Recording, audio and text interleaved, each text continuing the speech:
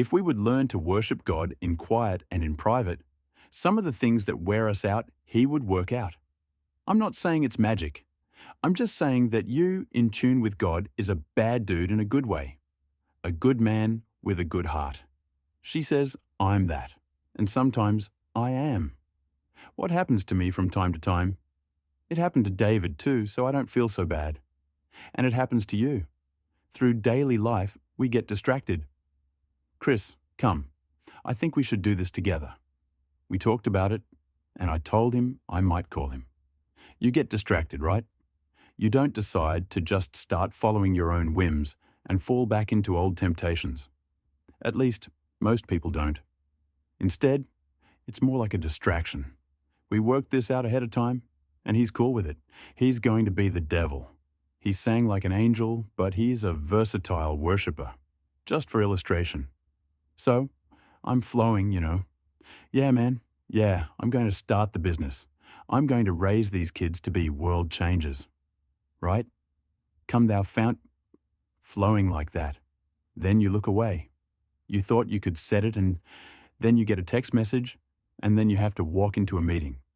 You go to say what you're supposed to say, and be who you're supposed to be, and show up like you're supposed to show up, and it's come thou fount. That doesn't sound... Do a little more, Chris.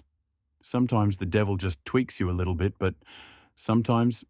No, I know. I know how it has really been in your house with your teenagers. I'm about to prophesy. You go to step up to it, and it was good, and now it's, come thou fount. Wait a minute. God, did you leave me? Did you forsake me? I know what it is. I need a new guitar. I need a new husband. Maybe you do, but before you trash it, tune it. It happens to all of us every day. If you think for one moment that you can get saved one time, and your heart is permanently set on the affections for the things that matter to the heart of God, and that now you will be selfless in every encounter and will always know the way He leads you to go in. Watch these musicians the next time we worship, because they don't tune their guitars once a month. They don't tune their guitars once a week. They don't even just tune their guitars every Sunday before they play. They tune it between every song.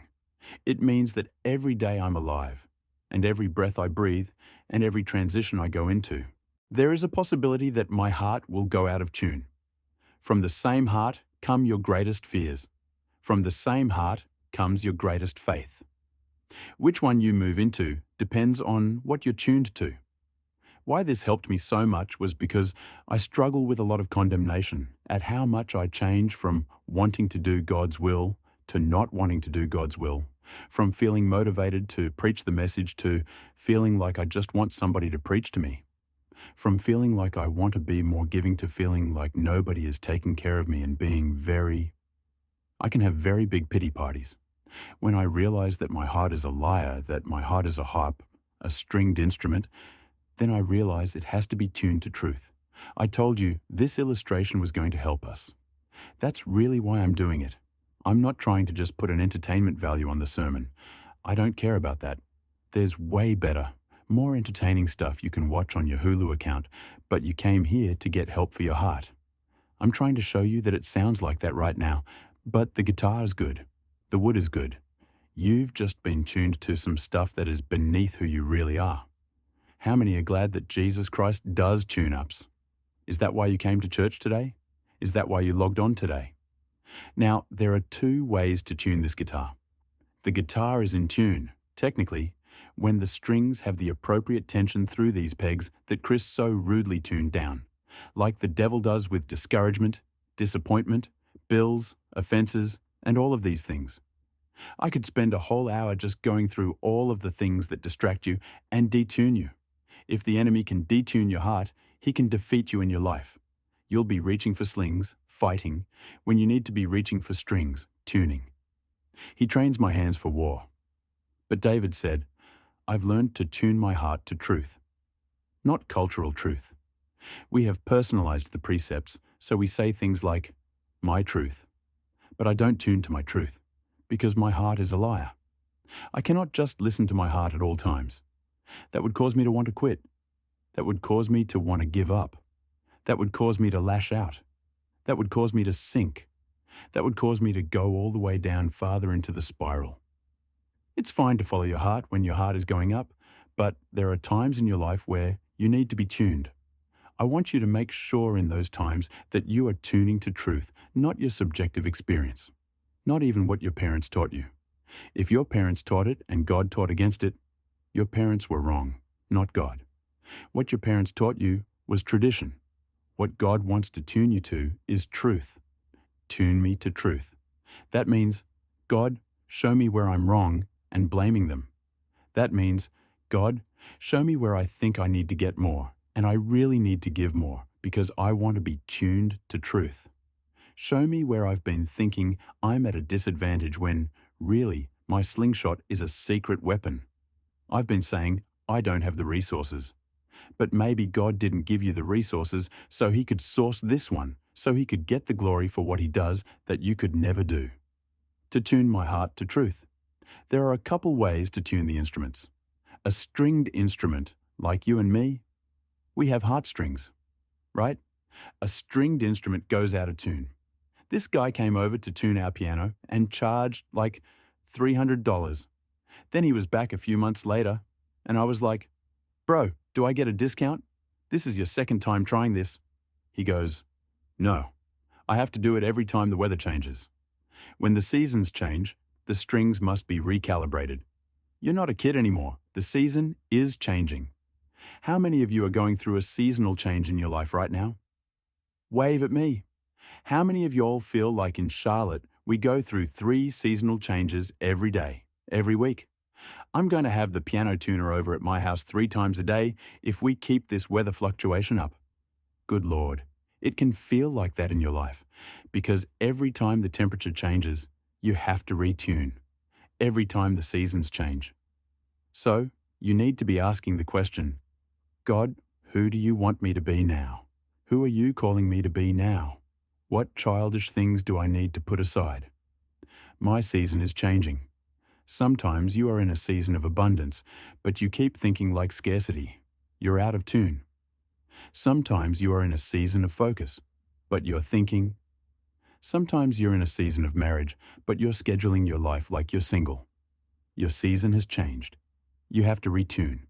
So, when you need to retune, you can do a few things. First, you can buy one of these. This is a tuner.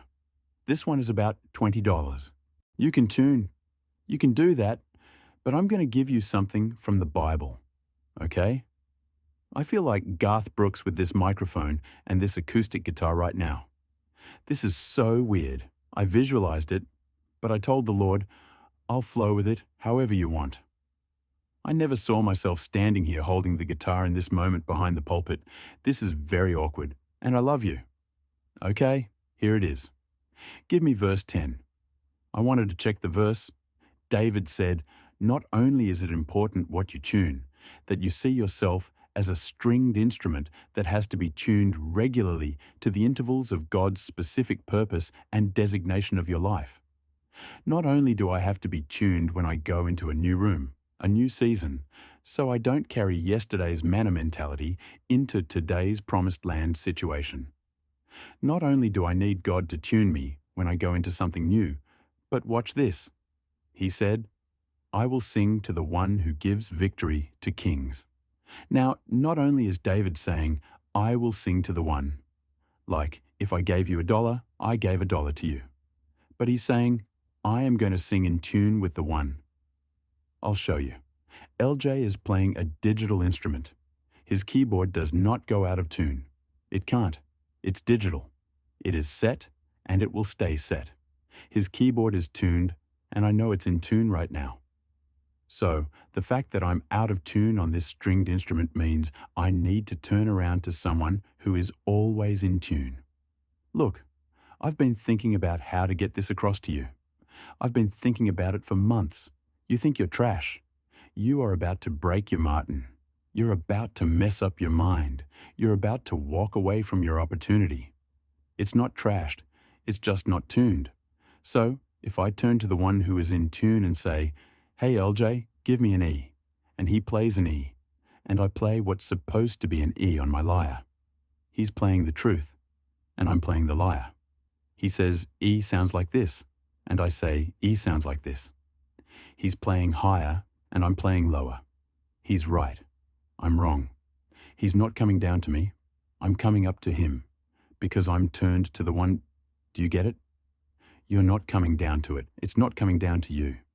God is not going to lower his standard. God is not going to decide you're just in bondage, and that's just the way you were born. If the Son will make you free, you will be free indeed. So, if I'm down here and he's up there, I'm not staying down here. I'm coming up higher.